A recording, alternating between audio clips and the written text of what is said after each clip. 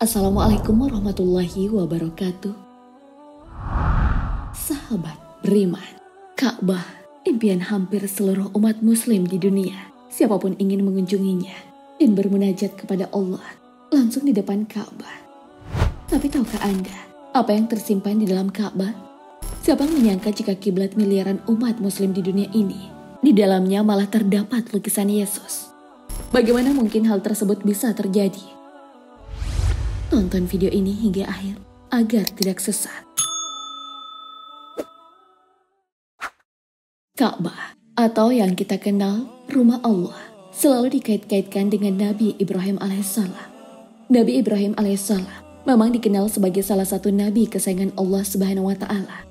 Namanya selalu menggema dalam ayat-ayat Al-Qur'an dengan penuh penghormatan. Bukan sekali dua kali, namun nama Nabi Ibrahim diabadikan sebanyak 35 kali. Tak hanya itu, Nabi Ibrahim juga diberikan keistimewaan dan menjadi orang pertama membangun Ka'bah, serta mendapat bimbingan langsung dari Allah Subhanahu wa taala.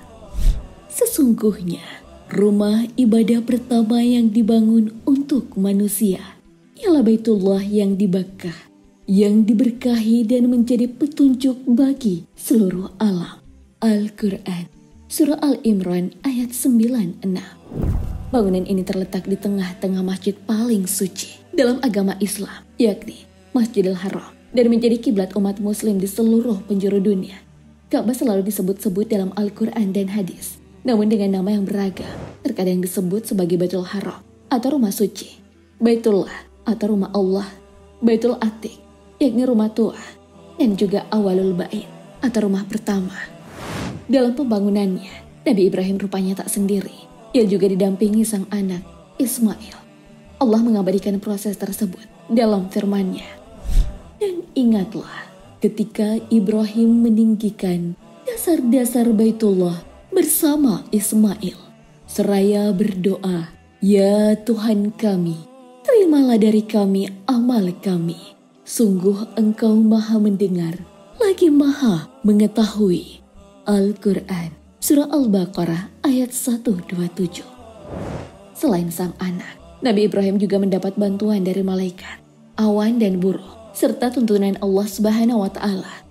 Proses ini dijelaskan dalam sebuah hadis yang diriwayatkan Al-Azraqi yang berbunyi, Ali bin Abi Thalib berkata, Ibrahim melangkah diiringi malaikat, awan dan buruh. Mereka adalah petunjuk jalan hingga Ibrahim menempati Baitul Haram sebagaimana laba-laba menempati rumahnya. Dia melakukan penggalian dan memunculkan pondasi dasarnya sebesar punggung unta. Batu itu hanya dapat digerakkan oleh 30 orang laki-laki. Allah lalu berfirman kepada Nabi Ibrahim, "Bangkitlah dan dirikanlah untukku sebuah rumah." Setelah selesai, proses akhir pembangunan Ka'bah akhirnya ditandai dengan peletakan Hajar Aswad di salah satu pojok bangunan tersebut. Namun Ka'bah yang dulu bukanlah Ka'bah yang sekarang. Bangunan bersejarah ini telah mengalami banyak pemugaran, banjir, kebakaran, serta bencana lainnya telah sering menimpa Ka'bah hingga dindingnya rusak bahkan hancur berkeping-keping. Namun selalu ada perbaikan yang jika ditotal-total bisa sampai 4 kali. Hal ini sejalan dengan yang disampaikan dalam buku The Great Episodes of Muhammad Sallallahu Alaihi Wasallam yang disusun oleh Dr. Said Ramadan Al-Bu'ud. Setelah pembangunan yang dilakukan oleh Nabi Ibrahim dan Nabi Ismail, kaum Quraisy lah yang mengambil peran untuk memperbaiki Ka'bah yang pernah hancur karena banjir bandang. Di masa sebelum Nabi Muhammad SAW dilantik sebagai Nabi, tak tinggal diam. Rasulullah SAW yang diperkirakan masih muda, berusia 35 saat itu, juga ikut turun tangan. Beliau tak gengsi mengangkut batu di atas pundaknya, hanya beralaskan kain. Tak jarang, beliau tersungkur karena beratnya batu-batuan tersebut. Masya Allah. Namun ada satu hal yang mengganjal yang dirasakan Nabi Muhammad SAW itu. Sebab masyarakat Quraisy mengubah bentuk Ka'bah yang pernah dibangun oleh Nabi Ibrahim dan sang anak. Ka'bah ditinggikan hingga 18 hasta atau 8,10 meter. Namun panjangnya dikurangi menjadi sekitar 6,5 hasta atau sekitar 3 meter. Namun Rasulullah SAW mengesampingkan egonya dan mendahulukan kepentingan umat. Setelah itu, Ka'bah kembali mengalami perombakan pada masa Khalifah Yazid bin Muawiyah. Pada akhir tahun ke-36 Hijriah, pasukan Yazid bin Muawiyah di bawah komando Al-Husain bin Numair As-Sakuni menyerbu Abdullah bin Zubair dan pengikutnya di Mekah. Peperangan itu menyebabkan sebagian besar dinding Ka'bah roboh dan terbakar. Ka'bah akhirnya diratakan dengan tanah dan dibangun kembali. Abdullah bin Zubair menambahkan tinggi Ka'bah sebanyak 10 hasta atau 4,5 meter dan membuat pintu masuk serta pintu keluar. Dan yang terakhir, setelah Abdullah bin Zubair wafat, Ka'bah kembali dirombak. Panjang bangunan yang awalnya meliputi Hijr Ismail dikembalikan seperti semula. Pintu-pintu yang terbuka perlahan ditutup.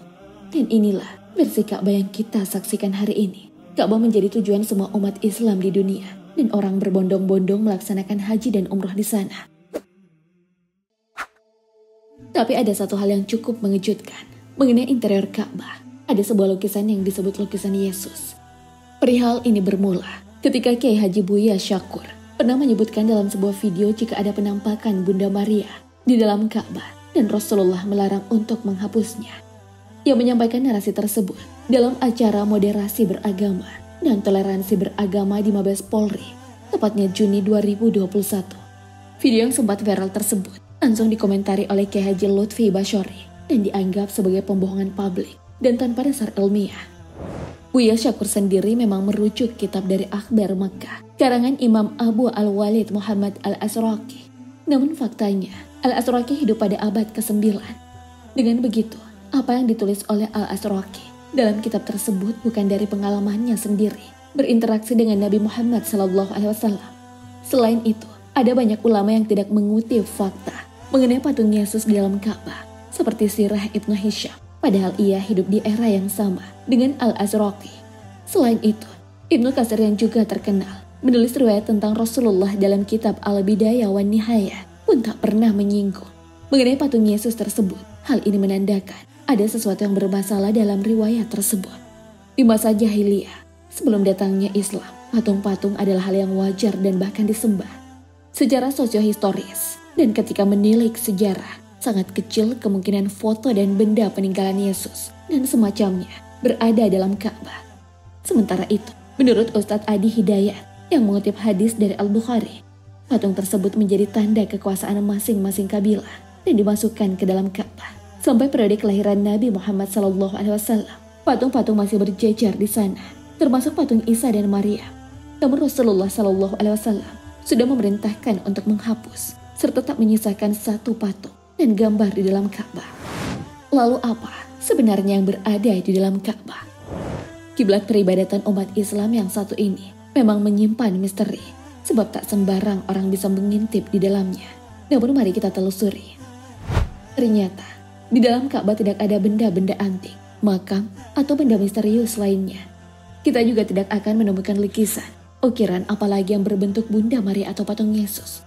Tak ada kesan mewah di dalam, hanya ada sebuah meja kecil setinggi lutut yang dijadikan sebagai tempat duduk lampu rechargeable agar cahaya terus terpancar di dalamnya. Lubang udara satu-satunya hanyalah pintu, itu pun kalau sedang terbuka. Sederhana, kosong dan sakral. 3 kata itulah yang menggambarkan bagaimana isi di dalam Ka'bah. Sahabat beriman, pernahkah Anda beribadah langsung di depan Ka'bah?